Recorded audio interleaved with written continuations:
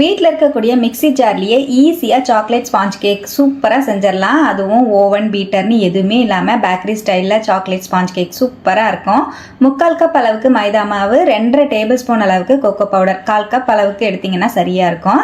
மைதா மாவையும் கோகோ பவுடரையும் ஜல்லடையில் மாற்றிட்டு 1/2 டீஸ்பூன் அளவுக்கு பேக்கிங் பவுடர், 1/4 டீஸ்பூன் அளவுக்கு பேக்கிங் சோடா சேர்த்து நல்லா சலிச்சு எடுத்து வச்சுக்கலாம்.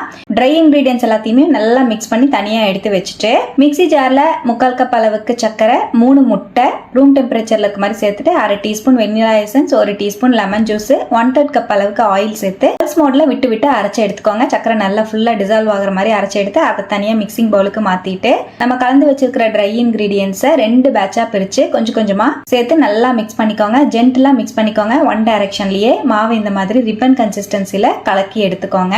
கிரீஸ் பண்ணி வச்சிருக்கிற பேன்ல நம்ம கேக் பேட்டரை ஊத்திட்டு நல்லா டேப் பண்ணி விட்டுட்டு குக்கரை 10 நிமிஷம் மீடியம் ஃப்ளேம்ல ஹீட் பண்ணிருக்கேன். குக்கருக்குள்ள நம்ம கேக் பேனை வச்சுட்டு டைட்டா மூடி வச்சிடலாம். 40 நிமிஷம் குக் பண்ணி எடுத்தீங்கன்னா சூப்பர் டேஸ்டியான சாஃப்டான சாக்லேட் ஸ்பாஞ்ச் கேக் சூப்பரா ரெடி. இந்த கேக்கை கட் பண்ணிட்டு கிரீம் போட்டு பர்த்டே கேக்காவோ இல்ல ஃபங்க்ஷன்ஸ்க்கு ஏதாவது கேக்காவோ நீங்க ரெடி பண்ணிக்கலாங்க. சூப்பரா இருக்கும். சாஃப்டா டேஸ்டா மாய்ஸ்சரா இருக்கும். கண்டிப்பா ட்ரை பண்ணி பாருங்க. ட்ரை பண்ணிட்டு எப்படி வந்து கமெண்ட்ல ஷேர் பண்ணிட்டு நம்ம பேஜையும் ஃபாலோ பண்ணிக்கோங்க. தேங்க்யூ.